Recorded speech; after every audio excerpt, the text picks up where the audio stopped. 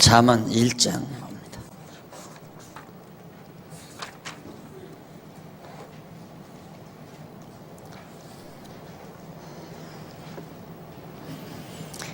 잠언 1장 1절 다윗 아들 이스라엘 왕 솔로몬의 잠언이라.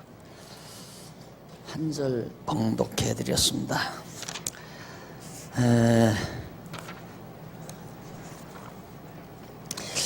우리 교재 4095페이지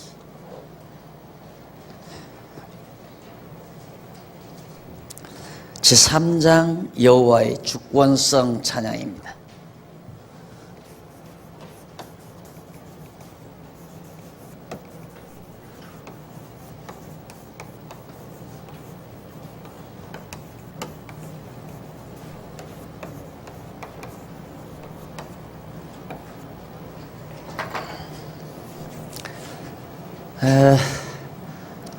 요즘 우리 주일 오후에 잠언서를 그동안 강의를 해왔습니다. 좀 비교적 자상하게 했는데, 우리 이 성도대학에서는 자상하기보다는 그 얼개를 좀 견고하게 여러분들이 이해하도록 그렇게 강의를 해드리려고 생각합니다. 겸해서 주일 오후와 오늘 성도대학 공부를 여러분들이 좀 착실히 해 주시면 좋겠습니다. 이 잠언 내용은 95페이지에 나오는 대로 여호와 하나님께서 솔로몬으로 여호와의 주권성, 하나님의 그 여호와 하나님의 주권성을 찬양하는 각종 잠언을 가르쳐 주도록 그렇게 섭리하시는 그런 내용입니다. 그러니까 이 말을 학문적으로 표현하면 기독교 정치학, 정치학, 기독교 성경적 정치학이라고 할 수도 있고 통치학이라고 할 수도 있고요. 아주 정말 주옥 같은 그런 내용이죠. 우리가 앞에서 욥기와 그다음 이제 시편 배웠죠. 3장이라고 하는 말은 1장은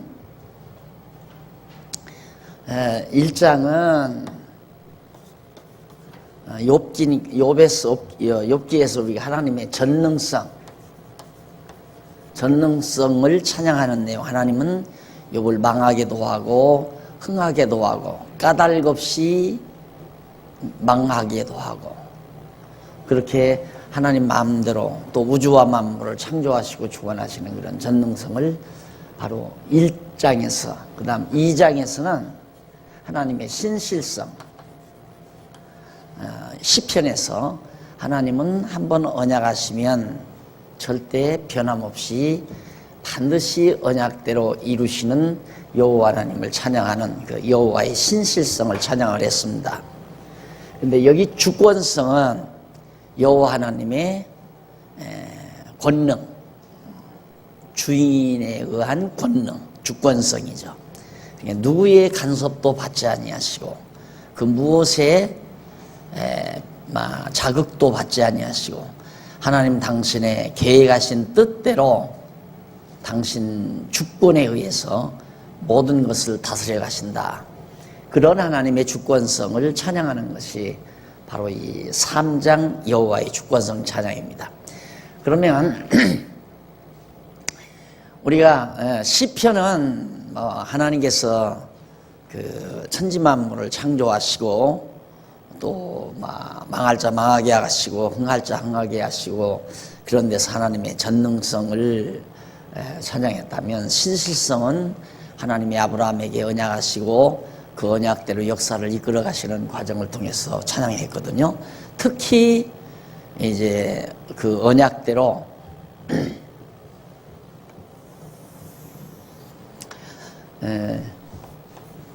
아브라함에게 하신 언약대로 그대로 다윗에게 와서 이어지는 이 솔로몬이죠. 아브라함에게 3대 언약, 세 가지 언약을 세우신 하나님이 그 언약대로 자손 번창시키고 땅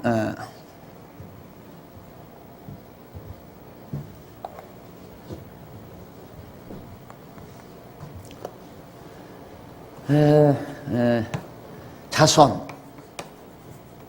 그 다음 땅, 그리고 여기가 통치죠. 이 통치는 다윗 왕부터 시작된 거란 말입니다. 그러니까 하나님의 세 가지 언약이 다 이루어졌을 때 이걸 기점으로 해서 다윗이 찬양을 많이 했죠. 시편에 다윗이. 그리고 솔로몬도 또 했고요. 모세도 물론 모세도 찬양을 했죠. 그러니까 하나님께서는 이렇게 한번 언약하시고 언약대로 이렇게 이루어 주신 그의 신실성을 찬양한 거란 말입니다. 그러면 여호와의 주권성은 두말할 것 없이 여호와의 주권성도 이 역사적 배경에서 했겠죠. 그 역사적 배경에서 하는데 시편은 주가 다윗을 중심으로 했다면 잠언은 솔로몬을 중심으로 하는 거예요. 솔로몬 왕이 왕을 중심으로 해서. 이게 놀라운 거죠. 그래서 되게 이제 욥기서, 이게 욥기라고 그랬죠. 욥 시편 이런데 우리가 그 욥기 공부할 때 욥은 되게 학자들이 모세 시대의 사람이었을 거라는 그런 견해에는 대부분 보수주의 신학자들은 공감을 합니다. 이 모세 시대에. 그러니까 정말 놀랍지요. 모세 시대를 통해서 모세가 저렇게 욥이라는 사람, 모세 시대에 살던 욥이 하나님의 전능성에 대한 저런 노래를 할 수 있도록 문학적 작품을 통해서 노래할 수 있도록 했다는 것은 천지만물을 창조하시고 이스라엘 백성 애굽에 종살이 400년 했는데도 하나님께서 모세를 통해서 건져내잖아요. 위대한 전능하신 하나님의 능력이 많이 나타나요. 그래서 이제 그런 이 시대를 중심으로 해서 하나님을 찬양한 것이 욥이라면 시편은 다윗 시대를 중심으로 해서 다윗 시대 전후를 중심해서 찬양이 됐고, 그 다음 잠언은 오늘 이제부터 공부할 잠언은 솔로몬 시인을 중심으로 해요. 왜냐하면 솔로몬이 다 한 거니까요. 솔로몬의 잠언이니까. 이제 바로 읽어드린 대로 바로 이 솔로몬의 잠언이다. 1장 1절에 아까 제가 읽어드렸죠. 거기 보면 다윗의 아들 이스라엘 왕 솔로몬의 잠언이라 1장 1절에서 나오는 얘기니까. 그래서 이 솔로몬 시대에 주로 하나님의 섭리의 역사적 배경을 깔고 바로 잠언에 대한 교훈, 이것이 시적으로 표현되는 거죠. 그래서 이 시대의 역사를 우리가 잘 알면 됩니다. 그러면 솔로몬이 적어도 보아온 것은 뭐냐면 아버지 시대로부터 되어진 것을 보아오죠. 그리고 자기 당대에 살아온 것을 보아오고 자기가 경험해 왔고, 아버지 시대부터 자기 후대인 르호보암이라고 그랬죠. 아들 르호보암, 솔로몬의 아들, 솔로몬의 뒤를 이을 자가 르호보암이라 아들이에요. 같은 강의를 여기저기서 자꾸 하기 때문에 여기서도 했나 싶어가지고 자꾸 제가 뛰어넘는 경우가 많이 있거든요. 하여튼 잘 모르면 어떻게든지 줄기를 잡아서 들으셔야 됩니다. 다윗이 왕 되고 다윗의 뒤를 이어서 솔로몬이 왕이 되고 솔로몬의 뒤를 이어서 르호보암이 왕이 될 거예요. 근데 잠언은 뭐냐면 솔로몬이 자기 뒤를 이어서 왕이 될 르호보암에게 이제 이게 왕이 될 거란 말입니다. 왕이 되는데 사람이 건방져지잖아요. 잘못하면 왕의 자리에 앉게 되면. 그러니까 하나님께서 먼저 솔로몬이 자기 아들 르호보암에게 지혜를 가르쳐줘요. 지혜로운 왕이 되도록 가르쳐주는 내용을 바로 이 잠언에 담고 있어요. 그것이 뭐냐면 여호와 하나님이 바로 주권자다. 네가 왕이 아니다 그 말이에요. 여호와가 왕이시다. 주권이라고 하는 말은 왕이란 얘기예요. 왕의 주권이 있는 거니까. 그래서 이제 기독교 통치학, 정치학, 바로 이 잠언이라는 것은 기독교 정치학이다. 여러분들도 충분히 논문을 쓸 수 있습니다. 여러분들이 잠언을 잘 공부하게 되면 기독교 정치학이라고 하는 학문을 하나 여러분들이 정리할 수가 있어요. 그게 바로 잠언서에 나오는 내용으로 잘 여러분들이 깨닫고 이제 그걸 핵심 내용으로 해서 학문을 정리하면 기독교 정치학이 나오는 거예요. 이런 것들을 해가는 작업이 바로 로고스 신학연구원입니다. 그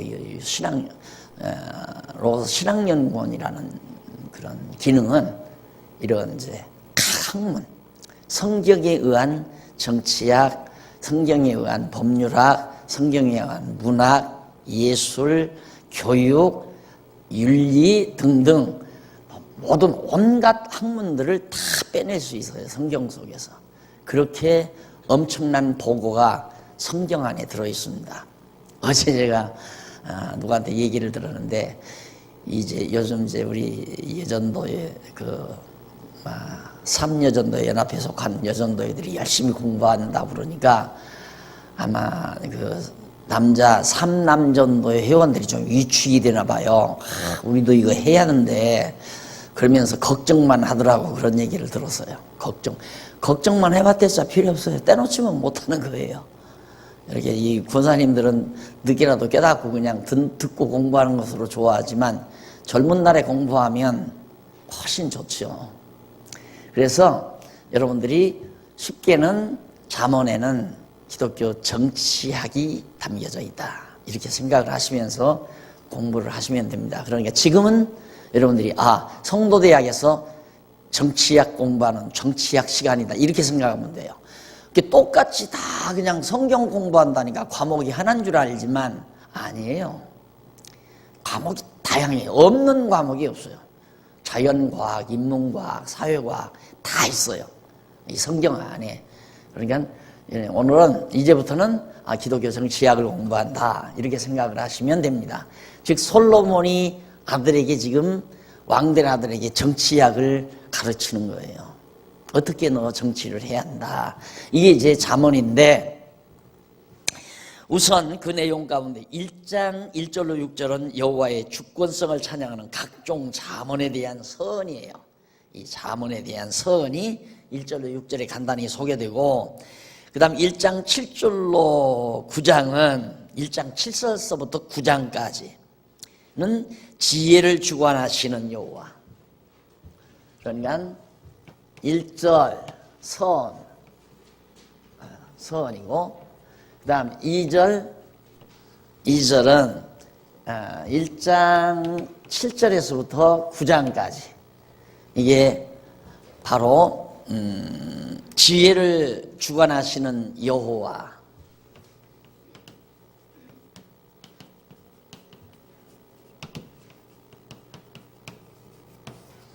주관하시는 여호와. 그 다음 10장에서 22장까지 아직 95페이지 밑에서 세 번째 줄 있어요. 10장에서 22장까지는 22장 16절까지는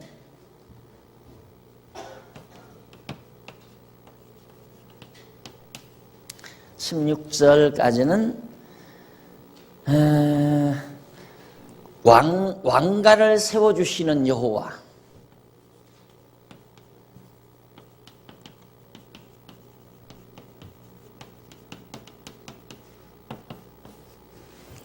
그 다음 22장 17절로부터 31장 이제 마지막이죠. 여기는 나라를 다스리시는 여호와.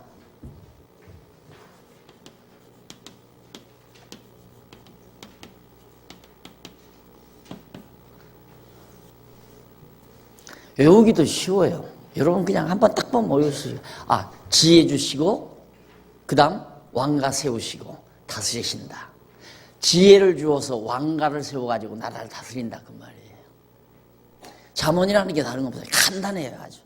하나님이 지혜 주어서 왕가를 튼튼하게 해가지고 나라를 잘 다스리게 해주신다. 누가? 하나님이. 여호와가. 예, 이걸 왜 써줬느냐면 결국 잠언을 공부하는 이유는 이걸 알기 위해서 공부하는 거예요. 이건 모르면 잠언 1장 5절로 8절까지 내가 잘한다. 그거 아무 필요가 없어요. 그건 이걸 알게 하기 위한. 더 나아가서는 이제 이거 하나님이 주권자다. 여호와가 모든 것의 주권자라는 걸 깨달아 알게 하기 위해서. 그럼 이게 국가에만 관한 건 아니에요. 한 사회 단체, 교회, 가정 다 필요한 거예요. 가정을 누가 다스리는가? 하나님이 다스려서. 예, 하나님이 가정 식구들에게 지혜를 줘서 그 가정, 이제 왕가가 가정이죠. 가정을 견고하게 해주신다. 그래서 가정이 잘 되도록 하나님이 다스려 주신다.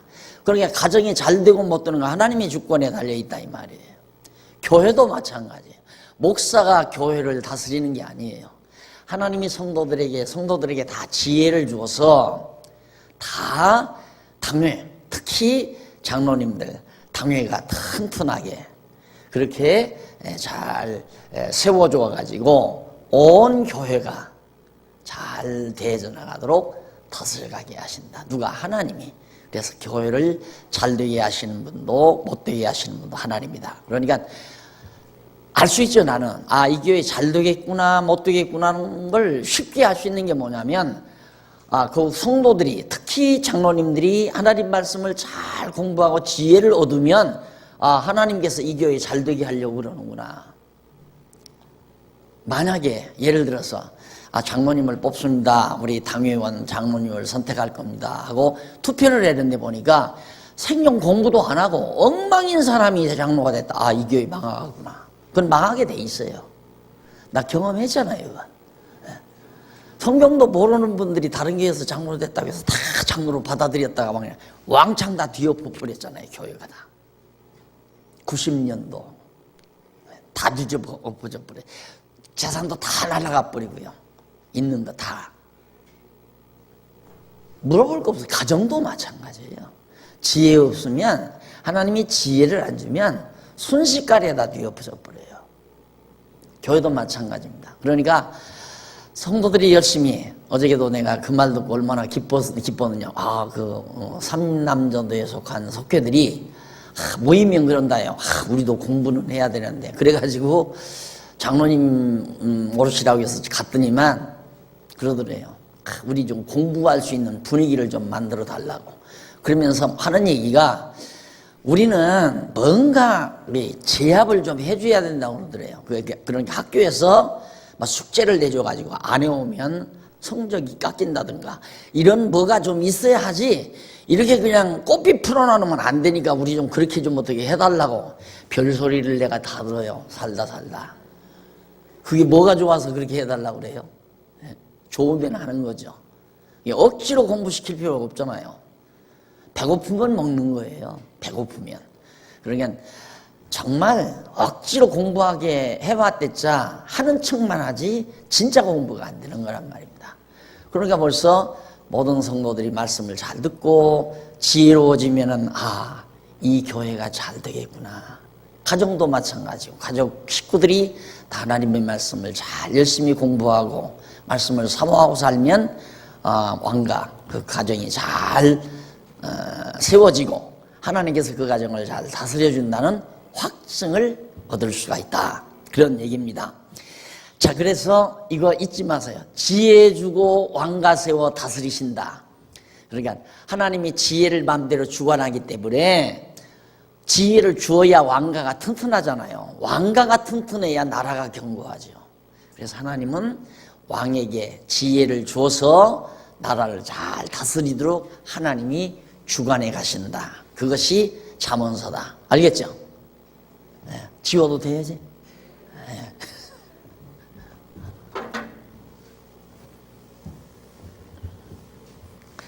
말들은 만약에 시험 문제라면 그런 것이 내죠. 잠언을 간단하게 요약해봐라. 뭐 이런 거. 쉽잖아요. 여러분 A+ 맞을 수 있잖아요. 잠언을 간단히 요약 정리해라. 얼마나 쉬워요. 지혜를 하나님이 주어서 왕가를 경고해 가지고 나라를 다스리시는 하나님의 주권성을 노래한 것이다. 이렇게 하면 뭐 100점이죠. 완전 A 플러스죠.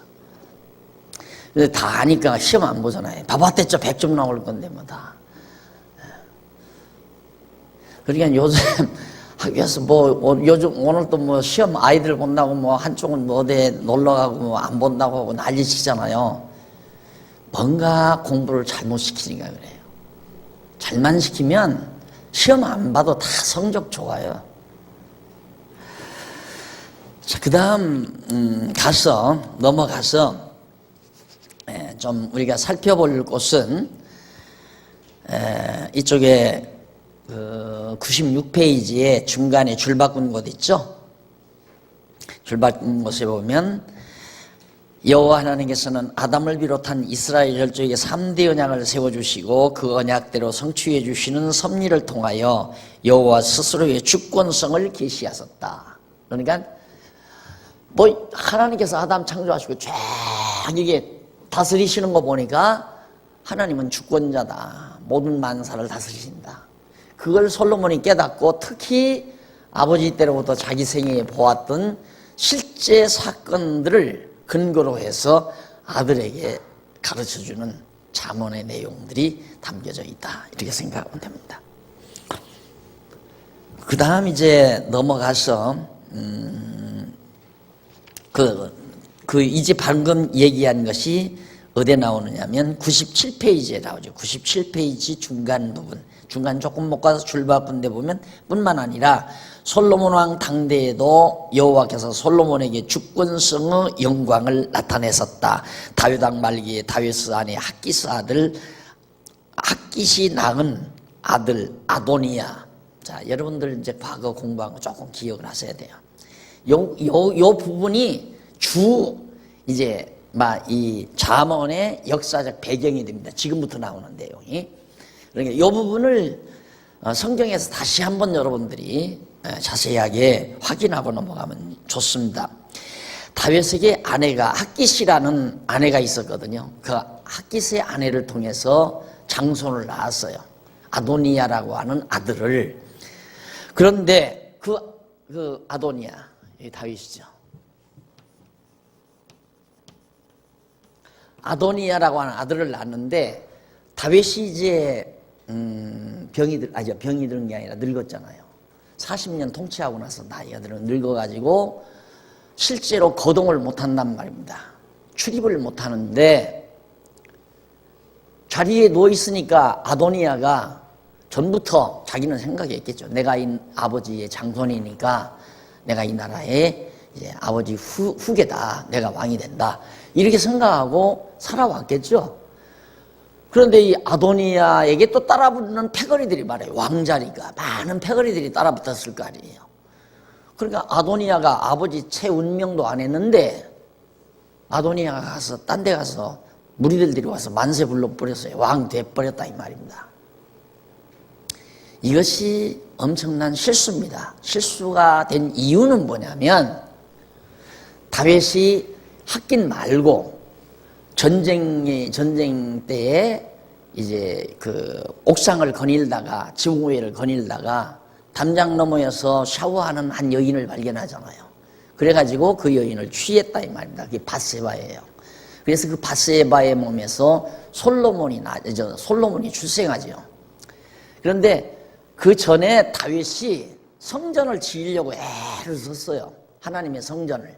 그러니까 하나님이 내가 언제 널들어 집 지어달라고 하더냐. 필요 없다. 너는 전쟁도 많이 하고 손에 피도 많이 묻고 그러니까 너는 내 성전 지을 생각하지 말고 내가 내 몸에서 날 아들, 즉 솔로몬이죠.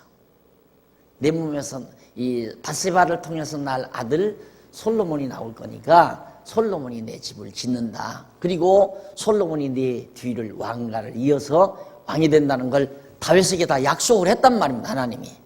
선지자를 통해 나단 선지자를 통해서 또 가서 예언도 하고 또 그렇게 하나님께 다 섭리를 했는데 이 바보 같은 아도니아는 제 욕심에 의해서 왕이 돼버린 거예요. 지금 저 스스로 만세를 불렀다고 말이에요. 왕이 되려면 전 왕이 아버지가 손을 들어줘야 되잖아요. 근데 아버지가 들어주지도 않았는데 저 혼자 가서 만세를 불렀으니까 마치 먹고 가듯이 잠실 한번 남아공에 갔더니만 목사님들이 한 300여 명이 모였는데 그 목사님들이 되게 어떤 목사님들이냐면 그래도 가장 건전한 목사님이 너는 내 머리에다 얹고 나는 네 머리에다 얹고 둘이 서로 얹고 목사 안수받은 사람들. 그 사람 상당히 건전한 사람이고 지가 지 머리에다 얹고 안수해서 목사 됩니다. 이 아도니아가 그런 인간이 지가 만세를 불러서 왕이 됐다 이 말이에요. 참 어두운 세상이죠. 그러니까 그래가지고 이제 아도니아가 왕이 되니까 그 소문이 솔로몬의 어머니 밧세바에게 알려지게 돼요. 그래가지고 밧세바가 신하를 하나 불러가지고 신복 신하를 불러가지고 다윗 왕에게 가요. 가가지고 자기 아들 솔로몬이 왕이 돼야 하는데 아도니아가 왕이 됐으니까 그래서 가서 다윗에게 이야기하니까 다윗이 노발대발해가지고 당장 솔로몬 데려와라. 그래서 솔로몬 손들어서 왕 시켰잖아요.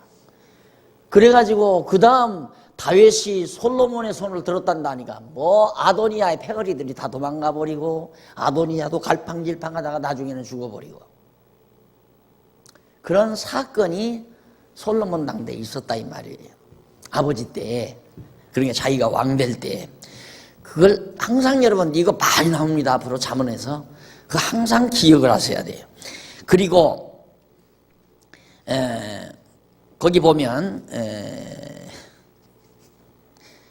여호와께서 언약하신 말씀대로 다윗 왕이 솔로몬으로 자기의 뒤를 이어 왕위에 오르게 하도록 하셨는데요. 열왕기상 1장 나오죠.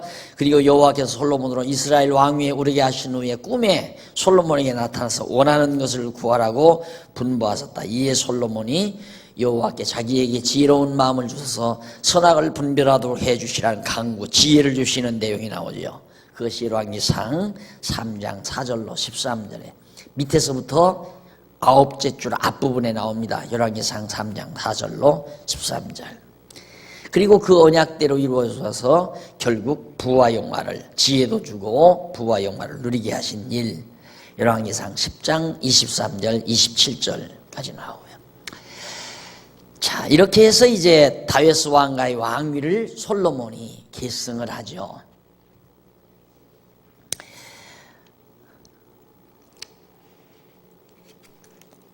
그러니까 아도니아가 왕위에 오르려 했지만은 결국 솔로몬이 왕위에 올라서 다스리게 됐다. 그리고 이제 그런 솔로몬이 아들에게 잠언을 가르쳐 주게 되는 것은 밑에서 두 번째 줄 나와요. 여호와께서 솔로몬에게 장래 되어질 일을 예고해 주신 사실이 직접적 동기가 됩니다. 앞으로 나라가 어떻게 된다는 것을 알려주신 내용이 그게 뭐냐면 나라가 이렇게 갈라진다 그 말이에요. 솔로몬 때 하나님께 솔로몬에게 이걸 가르쳐줘서 나라가 이렇게 두 쪽으로 갈라진다.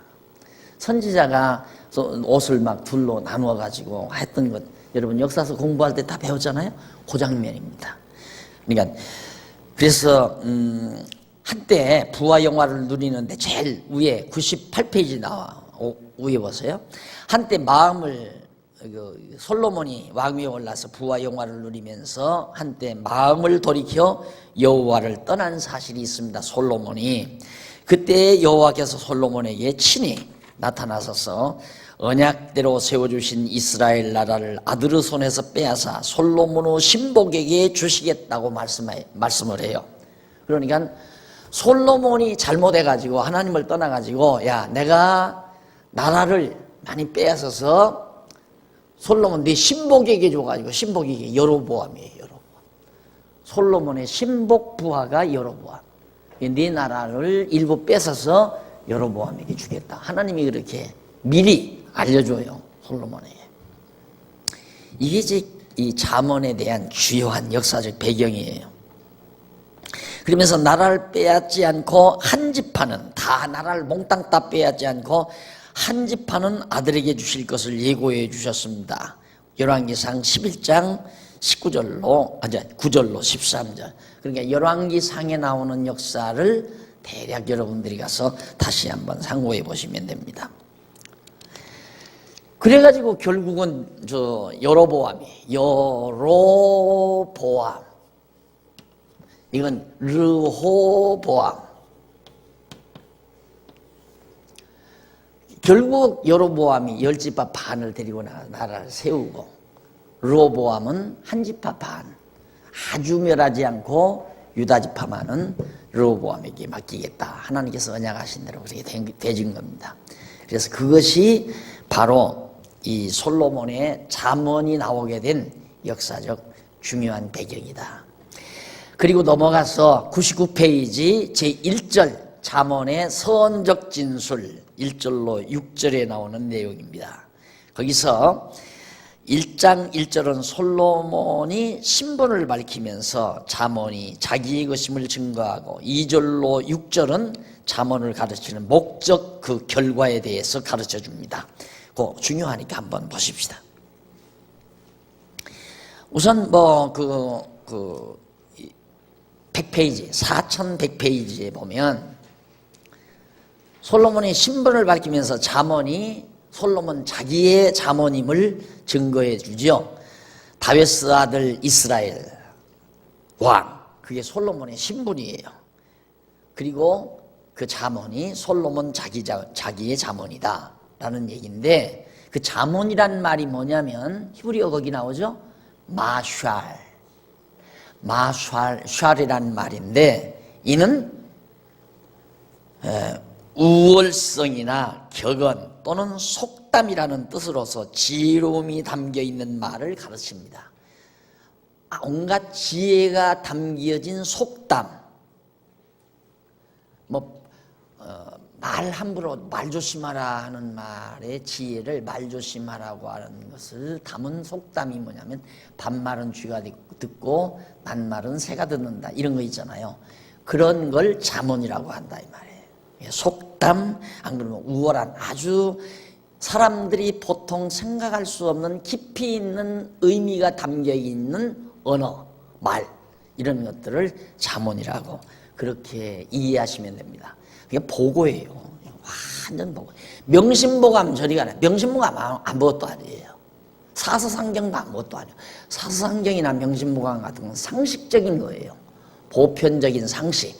그러니까 사람이 조금만 머리가 트이면 누구나가 다 공감하는 거죠. 그럼 공감할 수 있는 거. 그런데 이 잠언은 너무 우월하니까 보통 사람으로는 공감이 안 돼요.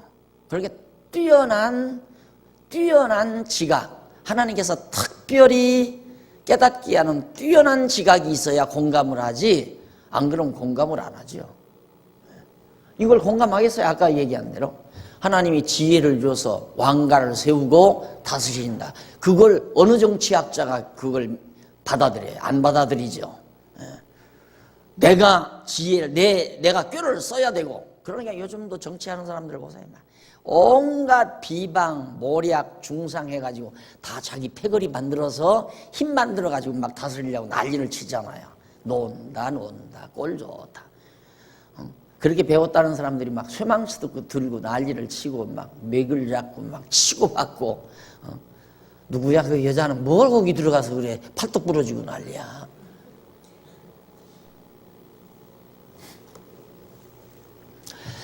자, 그 다음 잠언 뭔지 아시겠죠? 굉장히 중요한 겁니다.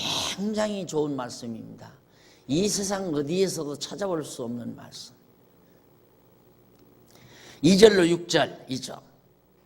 잠언을 가르쳐주는 목적과 그 결과, 무엇 때문에 아들에게, 솔로몬이 아들 르호보암에게 왜 이 잠언을 가르쳐주는가, 그리고 그 잠언을 가르쳐주는 결과는 어떻게 되는가, 그거에 대해서 지금 말해주는 것이 2절로 6절이에요. 한번 그건 꼬박꼬박 읽어보십시다. 읽어보는데, 이는 2절에 나오죠. 이는 지혜와 훈계를 알게 하며, 지혜도, 잠언이라는 뭐냐면 사람을 지혜가 뭔지도 알고, 훈계란 교육이에요. 여기 그러니까 정치학도 있을 뿐만 아니라 이 잠언은 첫째는 정치학, 여기에 따르는 교육학.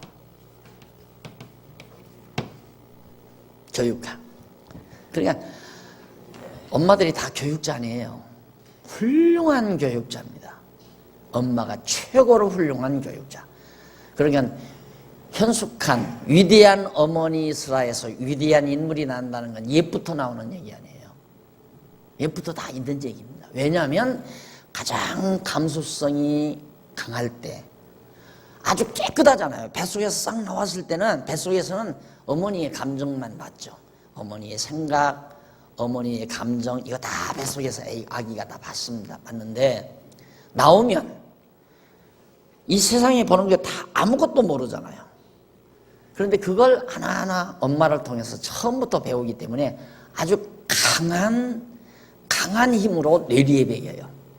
아기 때 엄마 품에서 자라나면서 굉장히. 그래서 이제 어머니가 가장 위대한 스승이라고 그러는데, 그래서 여기도 보면 아버지가 아들에게 지금 엄청난 스승의 역할을 하는 거죠. 위대한 정치가를 만들어내기 위해서 지금 정치학 교육, 정치학 교수, 교육학 교수를 아들에게 지금 해주고 있는 겁니다. 그래서 지혜와 훈계를 알게 하며 명철의 말씀을 깨닫게 하고, 아주 명철한 말씀, 명철이란 말은 밝고 분명한, 이건가가 아니에요. 확실하고 분명한 그 명철의 말씀을 깨닫게 하며 지혜롭게, 사람을 지혜롭게, 의롭게, 공평하게, 정직하게 행할 일에 대하여 훈계를 받게 하며, 그러니까 잠언에 대한 말씀을 잘 깨닫게 되면 사람이 어떻게 하면 지혜롭게 사나, 의롭게 사나, 공평하게 사나, 정직하게 사나, 그런 행할 일에 대해서 잘 교육받게, 훈계를 받게 되어진다. 그래서 결과는 뭐냐면 4절에 어리석은 자로 슬기롭게 하며, 엄청나게 달라지죠. 미련하고 어리석은 자가 굉장히 슬기로워지고, 젊은 자에게 지식과 근신함을 주기 위한 것이니, 5절 지혜 있는 자는 듣고 학식이 더할 것이요 명철한 자는 모략을 얻을 것이며 잠언과 비유와 지혜 있는 자의 말과 오묘한 말을 깨닫게 되리라. 얼마나 지혜롭고 명철하게 되어지는가. 그러면 우선 여기에 나오는 언어들을 한번 분석해 보십시다. 넘겨서 4102페이지 제일 먼저 나오는 히브리어 호크마 나오죠. 지혜라는 말이 호크마라고 하는데, 이는 지혜나 재치라는 뜻으로서 여호와의 작정하신 뜻에 따라 언약하신 말씀대로 섭리하시는 만사 만물의 이치를 깨달아 선악을 분별하는 재치 있는 마음의 상태. 그 재치 띄었는데 붙여야 돼요. 재치 있는 마음의 상태. 그러니까 하나님의 이 역사 섭리를 모르면 뭐가 옳고 그런지 분별을 못해요. 그러니까 이 하나님의 성경을 통해서 이 하나님의 역사하시는 섭리를 깨닫는 것 굉장히 중요하죠. 여러분들이 이런 아도니아 사건이라든가 여기 지금 마지막 르호보암, 솔로몬 사건, 솔로몬 당대 사건 이런 거 모르면 잠언이 뭔지 모르죠. 그러니까 여러분 서점에 가서 오늘이라도 시간이 있으면 언제 꽃나들이 나갔다가 잠시 서점에 들리거들랑 기독교 서점에 한번 들려보세요. 가서 주석이란 주석은 다 꺼내가지고 잠언을 한번 펴보세요. 전부 공자맹자예요. 착하게 살아야 된다, 거짓말하지 말아야 된다, 그런 식 도덕강론이란 말입니다. 그러니까 우리 성경신학에서는 잠언이 기독교 정치학이고 기독교 교육학인데, 저들은 기독교 윤리학이에요. 윤리학.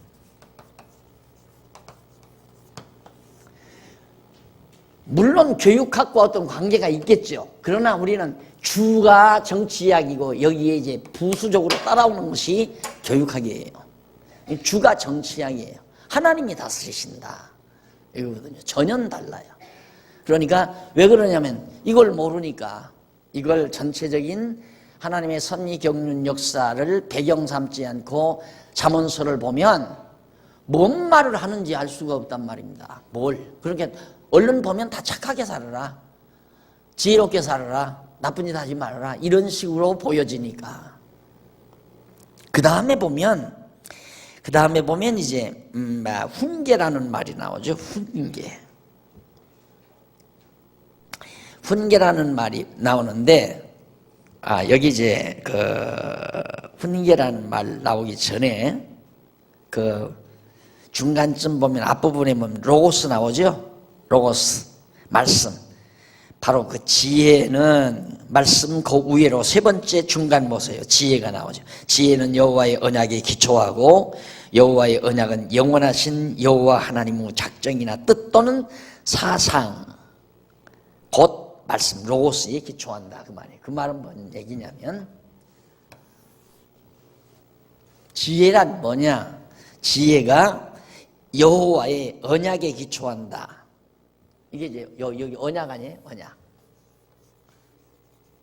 지혜는 여호와의 언약에 기초한데 언약은 하나님의 영원하신 작정에 기초한다. 작정하신 뜻에. 그 작정하신 뜻이 로고스라는 얘기죠. 그렇죠? 그러니까 지혜, 하나님의 뜻 모르면 지혜로울 수가 없어요. 하나님의 언약에 기초한 것이 바로 지혜니까. 그래서 지혜는 여호와의 언약에 기초하고 여호와의 언약은 영원하신 여호와 하나님의 작정이나 뜻 또는 사상 곧 말씀에 기초한다. 그리고 본문에 훈계라는 말, 무사르라는 말이 나와요. 무사르, 훈계. 이는 징계와 책망 또는 교훈. 우리가 지금도 그러는지 모르겠지만 학교 가면 칠판 위에 교훈 해가지고 뭐 바르게 앉자 뭐 이러면서 열심히 공부하자 이런 거 나오잖아요. 교훈. 그러니까 훈계라는 말은 히브리 말로 무사르라는 말인데 징계, 책망, 교훈 뜻으로서 여호와의 작정하신 뜻에 따라 살아가도록 구원하며 가르쳐주는 거. 너 하나님의 뜻대로 그냥 살아라. 정하신 뜻대로 내 고집대로 살려고 하지 말고 그걸 가르치는 것이 곧 훈계라는 말이에요. 훈계. 그 다음에는 이제 명철이라는 말이 나와요.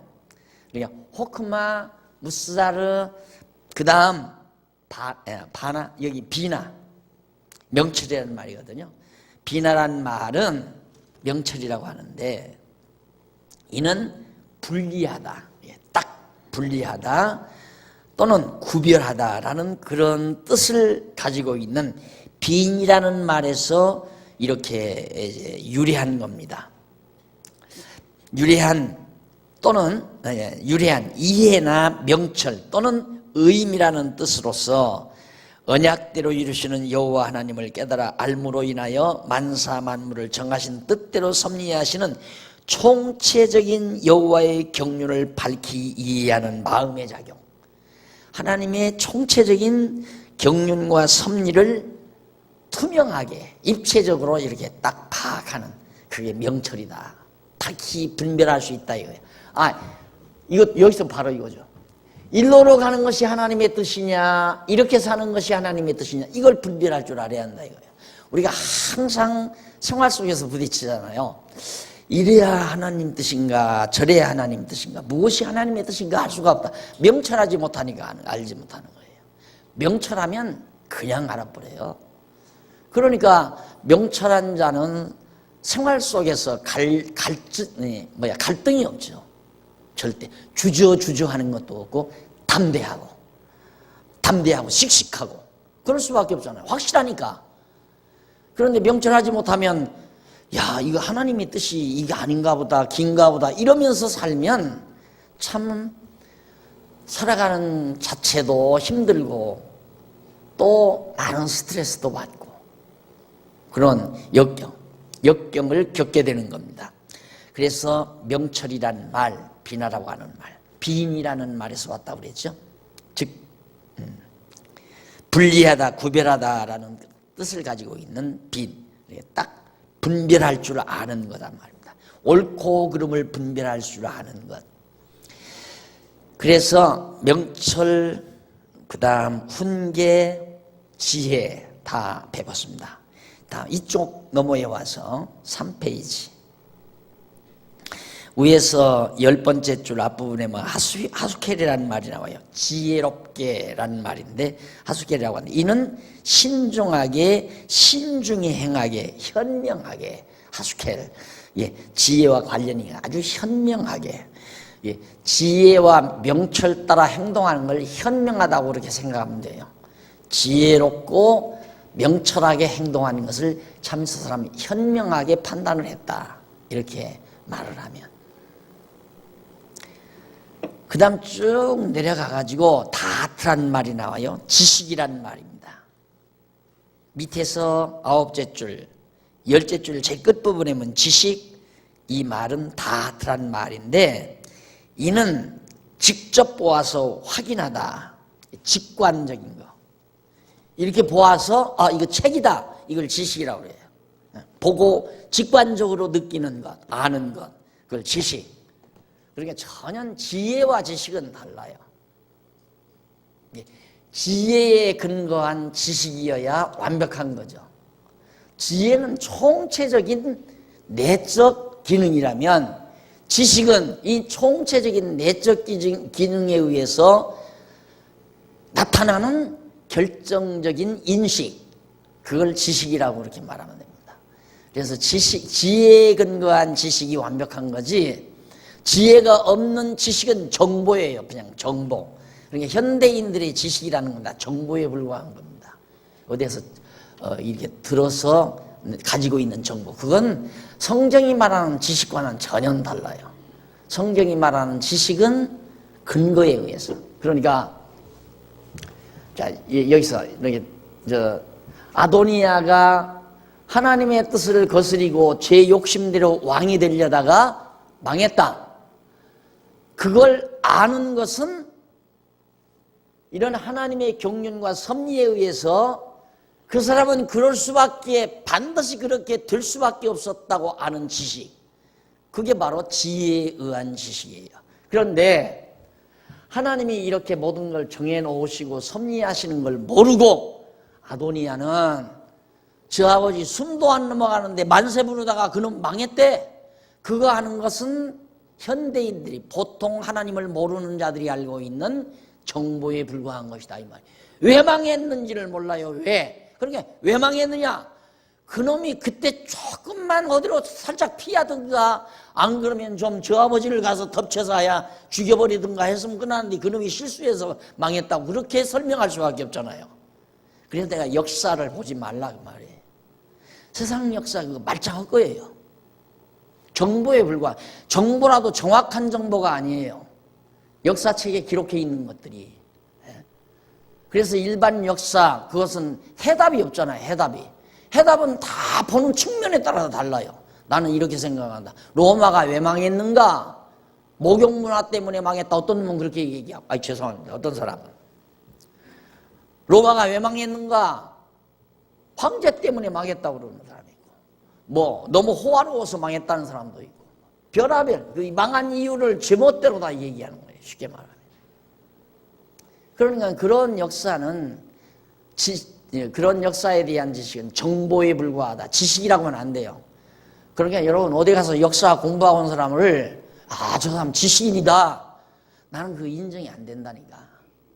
이런 말은 날들어 교만하다고 하는지 모르지만 교만이 아니라 지식과 정보와는 달라요. 성경에서 말하는 지식은 적어도 하나님의 이 전체적인 경륜을 알고 아도니아가 왜 망했나를 정확하게 대답할 수 있어야 그게 지식이란 말입니다.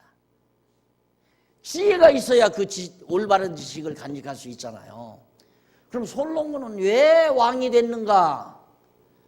아마 솔로몬은 그 다윗이 자기 마누라를, 그 밧세바를 너무너무 사랑했기 때문에 그 마누라 덕분에, 저 어머니 덕분에 아마 왕이 된 것 같아. 얼마나 귀여웠겠나 왕이. 뭐 그런 정도밖에 설명할 수가 없죠. 일반 하나님을 모르면, 지혜가 없으면. 그러나 지혜가 있는 사람은 솔로몬이 왕된 이유를 알잖아요.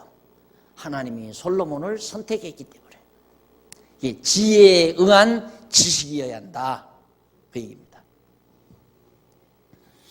그 다음 이제 근신이라는 말, 야다라는 말이 나와요. 거기 거기 다트라고 하는데 이는 직접 보아서 확인하다라는 뜻을 가지고 있는 야다. 이 야다라는 말은 그냥 완전히 일체감을 말하는 거예요. 그냥 어떤 그냥 외형적인 어떤 지식을 말하는 게 아니라 일체감. 그래서 그런 야다라는 말에서 유래되어서 지식 또는 알다라는 뜻으로서 여호와께서 창조하시고 섭리하시는 만사만물의 이치에 대한 직접적인 경험에 의한 직관적인 식. 아까 내가 지금 설명한 이걸 어떻게 단마디로 정의를 내리려니까 약간 학술적인 용어를 제가 썼는데 이제 설명한 것을 여러분들이 이해하시면 충분히 납득이 가시리라고 생각합니다.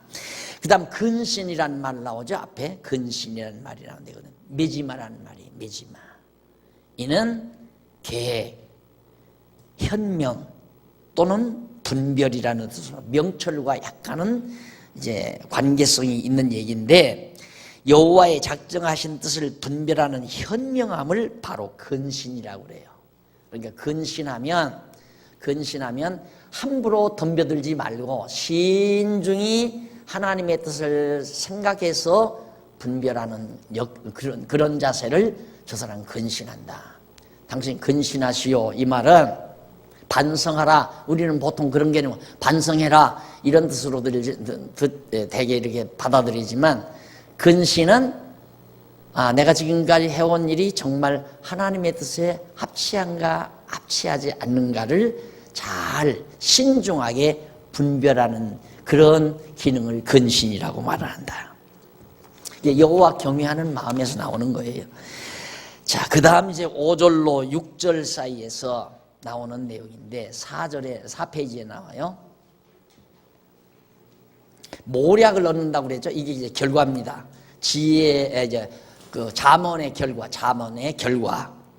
잠언을 공부한 결과가 결국 모략을 얻는다고 그랬는데 이 모략을 얻는다는 말은 타우브로트 이크네라는 말이에요. 이는 계획을 바로 세운다.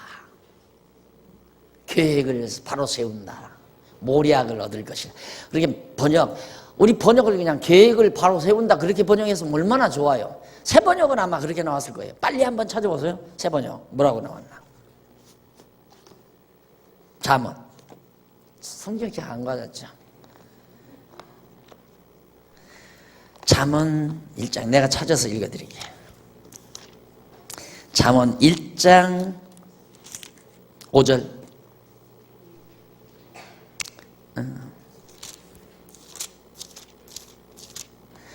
1장 5절에 보면 지혜 있는 자가 들으면 학식을 더할 것이요 명철한 자는 지략을 얻을 것이며 잠언과 비유와 지혜 있는 자의 말들과 그들의 심오한 뜻을 깨닫게 될 것이다. 지략을 얻을 것이라 모략을 얻을 것이라 지략이라고 그랬네요. 지략. 이것도 또 어려워야 돼요. 지략이라는 말도 잘 안 쓰잖아요. 예. 지략이라는 말이 결국은 뭐냐면 계획을 바르게 세우는 것. 계획 세우는 거예요. 지략이라. 계획, 정략, 계획 이런데 아도니아는 계획을 잘 세웠어요, 안 세웠어요? 잘못 세운 거죠. 지금 진짜 잘못 세운 거예요. 아도니아는 계획을 잘못 세워서 즉 모략을 얻지 못해가지고 이렇게 아버지를 빼놓고 자기 멋대로 막아서 만세를 부르는 자기 계획에 의해서 그렇게 된 거거든요. 사람은 계획 잘못 세우면 결국 망하는 거 아니에요. 그것이 모략을 얻을 것이라 라는 뜻이다. 그 다음 이제 비유란 말이 나옵니다. 밑에 비유. 이는 메리자라는 말인데 이는 비유 및 경구나 풍자 또는 해석 어떤 내용을 갖다가 비유를 들어서 이렇게 잘 이해하기 쉽게 그렇게 해석하는 것 그걸 비유라고 말하고요. 그 다음 오묘한 말, 그 오묘한 말 히드람이라는 말인데 이런 개교 또는 어려운 문제 참 오묘한 말 참 어렵다, 깊다, 심오하다 이런 뜻으로 이해할 수 있습니다. 자, 이런 것들이 다 해결되는 거예요. 뭘 들으면? 잠언을 공부하면 기독교 정치학을 공부하면 다 해결된다. 깨끗하게 공부하고 싶죠 이제? 예? 야 공부 열심히 해야 되겠구나. 이 마음 들어갔으면 첫 시간 공부 잘 하신 거예요. 그 마음만 들어갔습니다. 제 목표가 그거였으니까 여러분들이 자문을 좀 잘 공부해야 되겠다 이 마음 들도록까지 지금 1시간 동안 제가 강의를 해드린 거예요. 서원적으로. 됐죠? 차 한잔 드시고 하십시다.